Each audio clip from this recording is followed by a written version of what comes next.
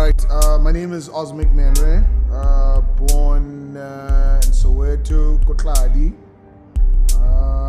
Basically my beginnings, where I come from in terms of the whole business aspect, it's from a young age, where I think the first thing that I did, or the first thing that I achieved, was, funny enough, a soccer team.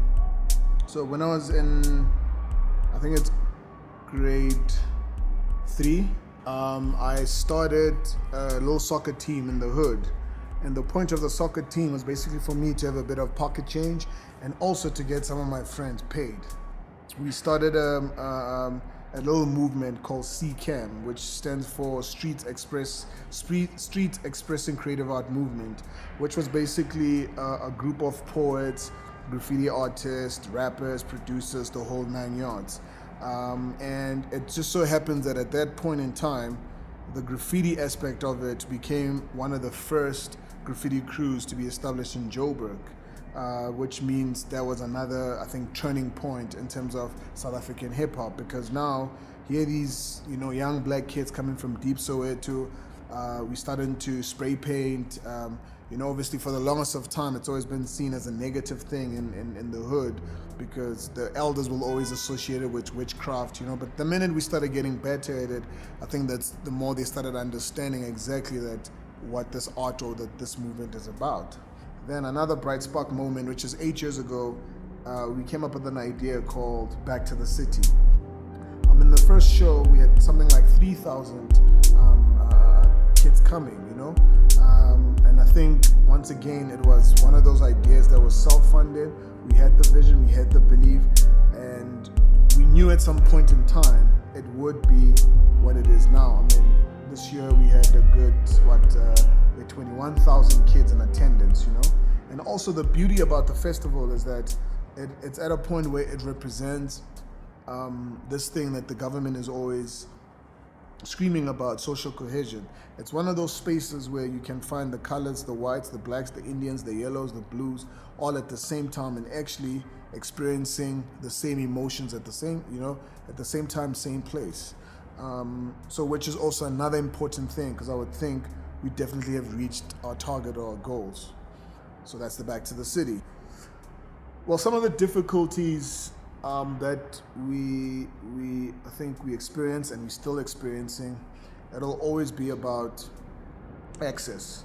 I'm talking about access to knowledge. I'm talking about access to funds, because you must understand that we don't come from backgrounds where like your mother is like a business person or your uncle is this big time, what owner. Therefore, what it means that constantly everything you're doing, you're trying to figure as you go, As much as we've got this, this company that has all these products inside, and people from the outside are like, wow, these guys are doing like these big things, they're making these millions. It's never really like that, because you'll never know in 2 years' time where this might end up, because constantly what you're always trying to do is you're always trying to source out this knowledge to say, cool, well, where do I go from point A, and from point A, how do I go to point B? From point B, how do I end up to point Z? Because if you look at the white kids, you find that someone in the family is either a banker or is a lawyer or so whatever. Therefore, access to that information is always readily available. There's always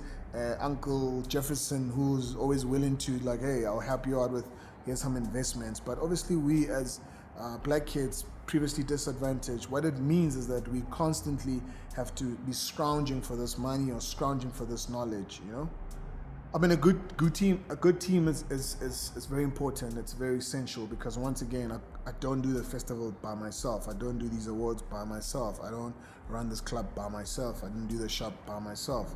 And the beauty about it is that what we always do is that we always try find the untapped talent, It's the people who are eager, they want to learn, they want to know. Therefore, it's easier to give them the torch and for them to run, And another beauty about it is that whatever little info, little knowledge we have, we're able to pass it on. Because we don't also want to, we don't want to see another one of the guys working here to be stagnant. We encourage ideas, we encourage them to think big. You know, we show them like, this is not, you know, we all have our journeys, you know. This is my journey. What is your journey? You merely here as a contributor, and you also merely here for me to contribute onto your hustle. I think the key learning, or the key realization in terms of me being in business for X amount of time, and also being in a space where not a lot of people have played in that space and have succeeded in that space, is that the most important thing, I think, it's research. A lot of guys just don't research, you know. It's about research, and it's about also surrounding yourself with, you know, with people that know what they're doing, with people that are able to advise you if you are straying, you know, they're able to put you back on track. And also just understanding your true north, you know, because before you do anything, you need to say, cool, what am I doing? What am I doing it for? Who am I doing it to? You know what I'm saying? So I think that's the key thing. It's about research. Successes, I don't remember a time where I sat down and said, oh, sure, we got these successes, you know, because once again, we're on a journey, you know.